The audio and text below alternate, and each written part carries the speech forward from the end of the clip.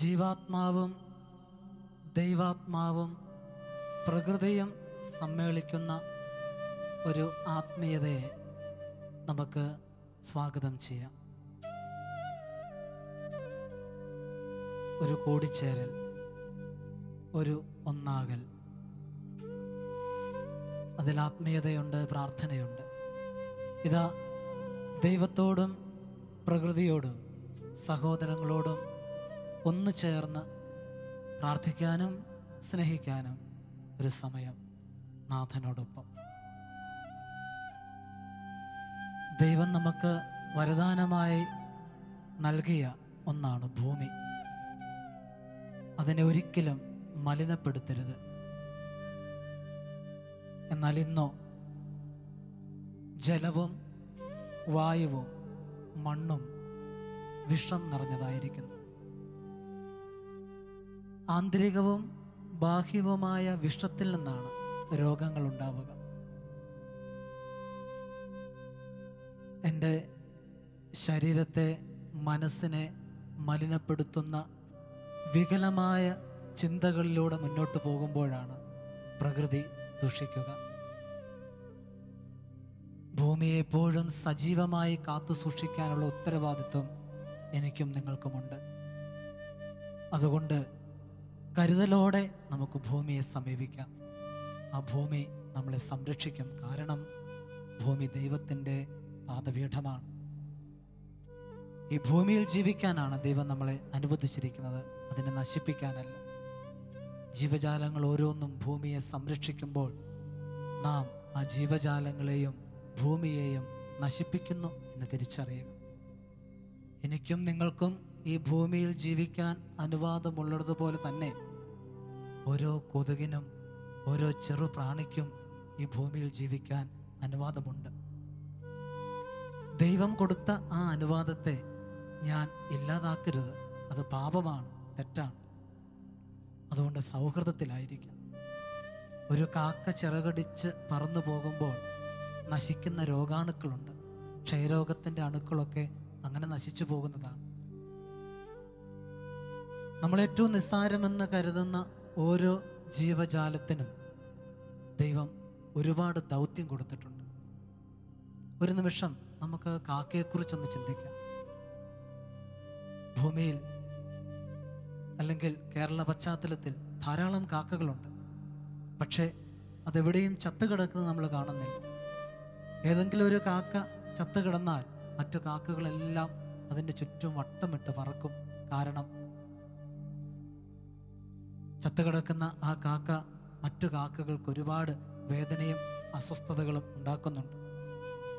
അതുകൊണ്ട് പക്ഷി ശാസ്ത്രജ്ഞന്മാർ പറയും, ഒരു കാക്ക തൻ്റെ ചിറകടിച്ച് പറന്നു പോകാൻ ബുദ്ധിമുട്ട് തോന്നുന്നു എന്ന് കരുതുമ്പോൾ, സ്വന്തമായി പറന്ന് ഭക്ഷണം കഴിക്കാൻ പറ്റില്ല എന്ന് തോന്നുമ്പോൾ അത് ഏകാന്തതയിലേക്ക് പറന്നു പോകും, ആരും അറിയാതെ.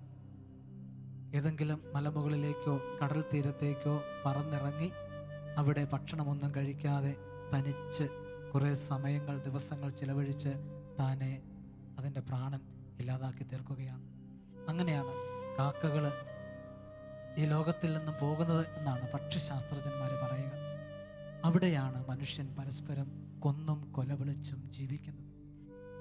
പ്രകൃതി നമുക്ക് നൽകുന്ന പാഠം സ്വീകരിച്ച് കുറെ കൂടി ശാന്തരായി ജീവിക്കാം, ആരെയും ഉപദ്രവിക്കാതിരിക്കാം.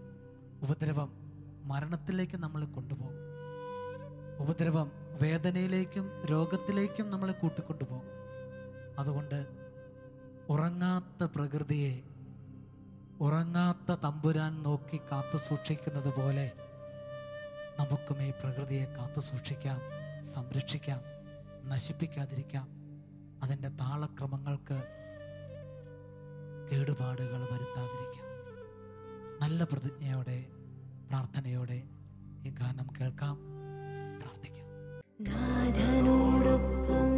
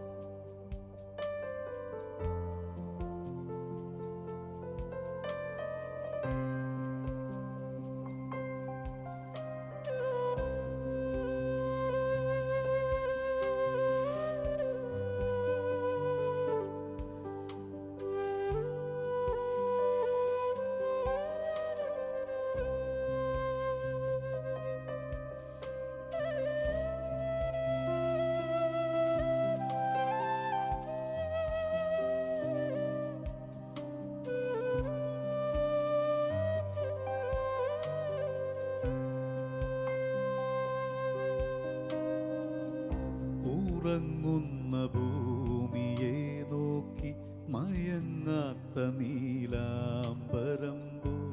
കൺമിഴി ചിമ്മാതെ കാവലിരിക്കും പാരിൽ മനുജനായി കാവലിരിക്കും ദൈവസ്നേഹം. ഉറങ്ങുന്ന ഭൂമിയെ നോക്കി മയങ്ങാത്ത നീലാംബരമ്പോ കൺമിഴി ചിമ്മാതെ കാവലിരിക്കും പാരിൽ മനുജനായി കാവലിരിക്കും ദൈവസ്നേഹം.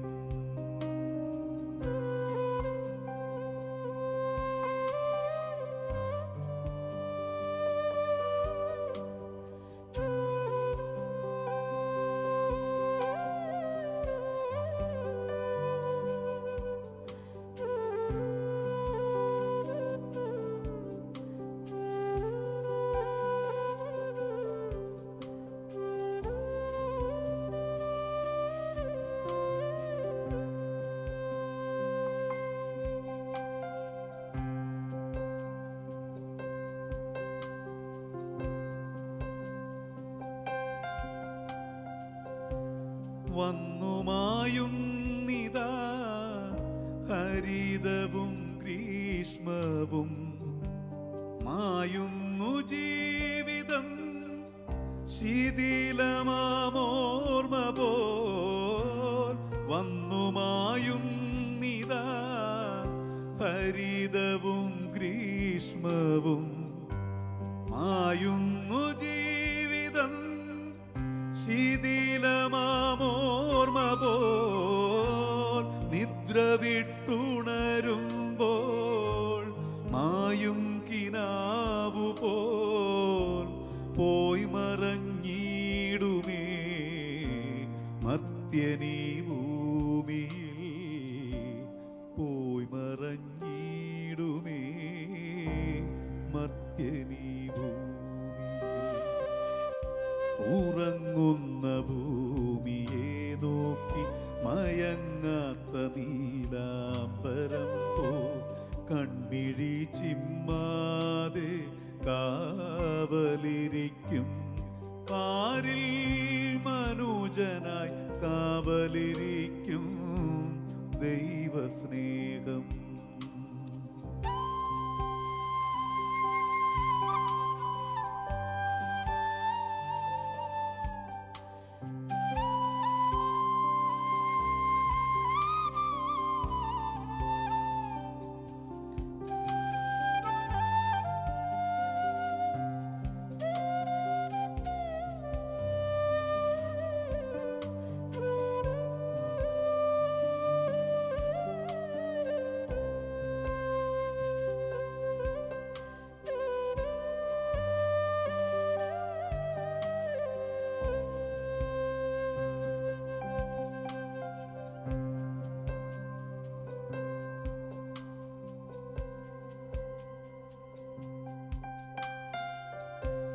ഭിക്ഷുവായി നിന്നു ഞാൻ ഹൃദയതാലം നീട്ടിടാം നവ്യമാം സ്നേഹമീ അടിയനിന്നേകണേ.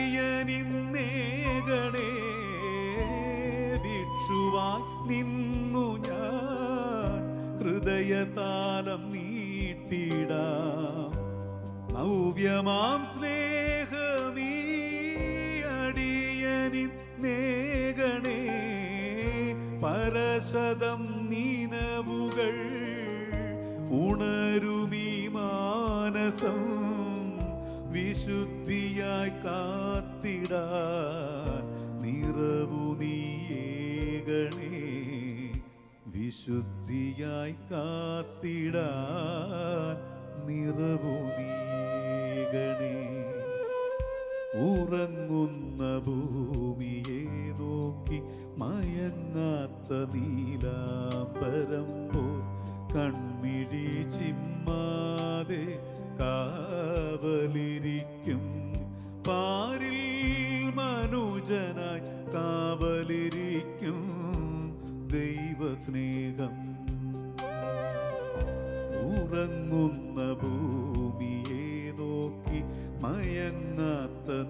നീലാംബരം പോൽ കൺമിഴി ചിമ്മാതെ കാവലിരിക്കും പാരിൽ മനുജനായി കാവലിരിക്കും ദൈവസ്നേഹം.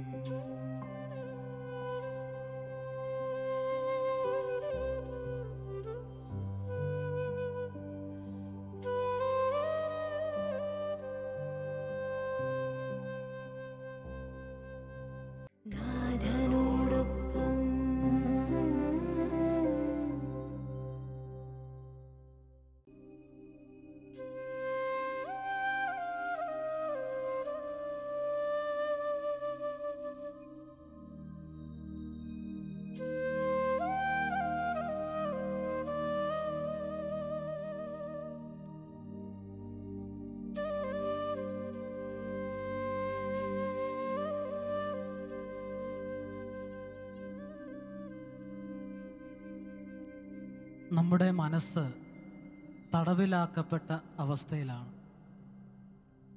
അതിനനുസരിച്ച് നമ്മുടെ ചിന്തകളും വികാര വിചാരങ്ങളും മാറി മറിയും. നമ്മുടെ മനസ്സിനെ ദൈവത്തിലേക്ക് നമുക്ക് തുറന്ന് വയ്ക്കാം.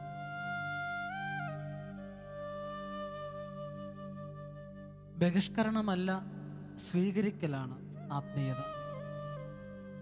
ഈ പ്രപഞ്ചത്തെ മുഴുവൻ മനസ്സിൽ ഉൾക്കൊള്ളാൻ കഴിയുന്നിടത്താണ് യഥാർത്ഥ ആത്മീയത.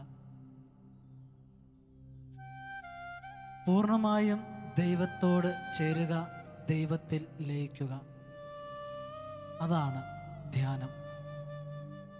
മനസ്സിനെ ഏകാഗ്രതയിലേക്ക് കൊണ്ടുവരിക, ഒന്നിലേക്ക് മാത്രം ശ്രദ്ധിക്കുക, അത് മറ്റൊന്നുമല്ല, ദൈവത്തിലേക്ക്.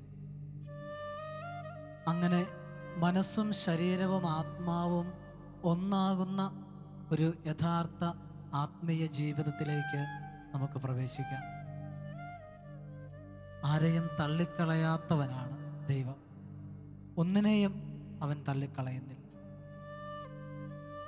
പാപത്തെ വെറുത്തുപേക്ഷിച്ച് പാപികളെ ഹൃദയത്തോട് ചേർത്ത് നിർത്തുന്ന ദൈവകാരുണ്യത്തിന് നന്ദി പറഞ്ഞ് നമുക്ക് പ്രാർത്ഥനയോടെ ശ്രവിക്കാം. ദൈവം ഇടപെടുന്ന നിമിഷമാണ് മനുഷ്യൻ സജീവനാകുന്നത്. ആ ഇടപെടലിന് വേണ്ടി നമുക്ക് കാത്തിരിക്കാം. നമ്മുടെ മനസ്സിനെ കൂടുതൽ ദൈവാനുഭവത്തിലേക്ക് നയിക്കാം. ഹൃദയവികാരത്തെ ഏകാഗ്രമാക്കിക്കൊണ്ട് പ്രാർത്ഥനയിൽ നമുക്കായിരിക്കാം. ദൈവം നമ്മെ അനുഗ്രഹിക്കട്ടെ.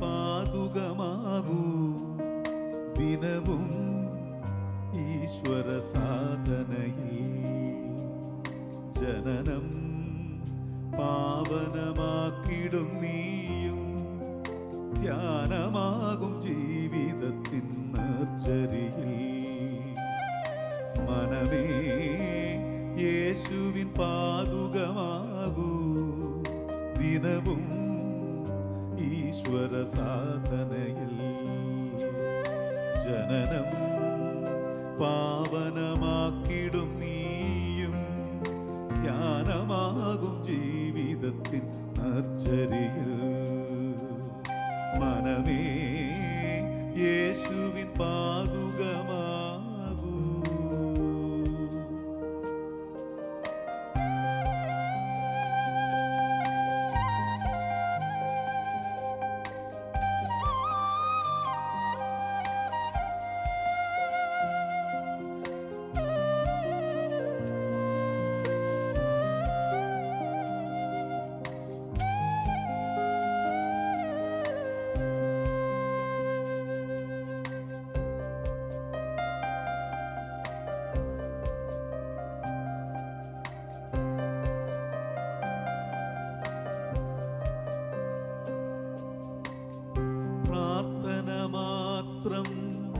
ജൽപ്പനമാക്കിയ നാവാൽ നിത്യം നീ മൊഴിയും പ്രാർത്ഥന മാത്രം ജൽപ്പനമാക്കിയ നാവാൽ നിത്യം നീ മൊഴിയും പ്രഭോ എന്നിൽ കനിയേണമേ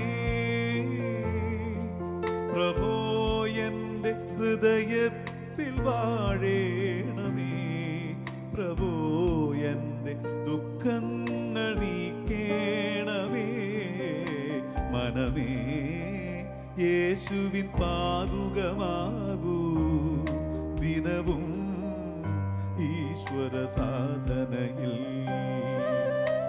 ജനനം പാവനമാക്കിടും നീയും ധ്യാനമാകും ജീവിതത്തിൻ നർച്ചരിയിൽ മനമേ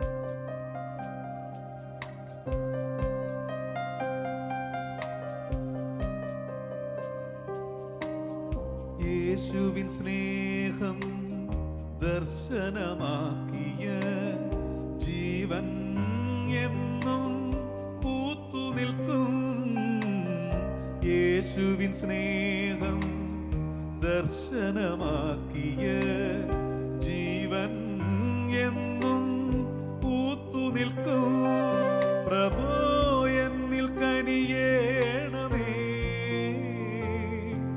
പ്രഭോ നിന്റെ സ്നേഹം ചൊരിയേണമേ പ്രഭോ എൻ്റെ ദുഃഖങ്ങൾ നീക്കേണമേ മനമേ യേശുവിൻ പാതുകമാകൂ ദിനവും ഈശ്വര സാധനയിൽ ജനനം പാവനമാക്കിടും നീയും ജ്ഞാനമാകും ജീവിതത്തിൻ നർച്ചരിയിൽ മനമേ യേശുവിൻ പാതുകമാകൂ ദിനവും ഈശ്വര സാധനയിൽ ജനനം പാവനമാക്കിടും നീയും ധ്യാനമാകും ജീവിതത്തിൻ നർച്ചരിയിൽ